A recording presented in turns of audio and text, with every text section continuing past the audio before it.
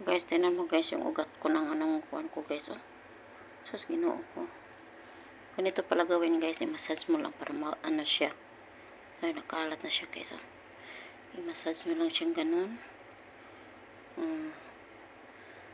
Yung ugat na maliliit pa guys ba. Tawagan niya is warm veins. Tapos i-massage mo lang siya guys. Mawala siya guys pag i-massage siya. Kasi bumabalik. Yung iba guys, 'di ba, i-ano to guys, is laser. Tingnan mo guys, oh. Tapos sumasakit yung dito ko guys kasi may varicose na pala akong konti. So, dito. Sumasakit sa kakaakyat baba to guys, hagdan guys. Ganito talagang saka ano na, yung expire na tayo ba? Padung na tayo sa expire. Expire. Ayan guys, i-massage mo pala guys. Nawawala siya guys. Oh, di ba? Massage lang kayo para ano, blood kasi yan guys nga na-stuck sa kakatayo mo. Kahapon guys, whole day talaga akong tayo guys.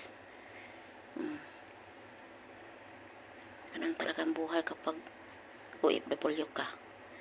Mo result talaga ng kuha na to. Pero huwag nyo babayaan guys, lagi nyo i-massage guys. I-massage nyo lang. Tapos oil na ano guys, yung efficacent oil. Huwag man ko efficacent oil guys, gusto kong bumili. Oil lang, kahit anong oil. Yan guys, yung ano ko guys, oh, klaro na siya guys. Ugat ko guys, klaro na. Green. Ito. Yan na guys, oh. Wala na, ano na siya guys, oh.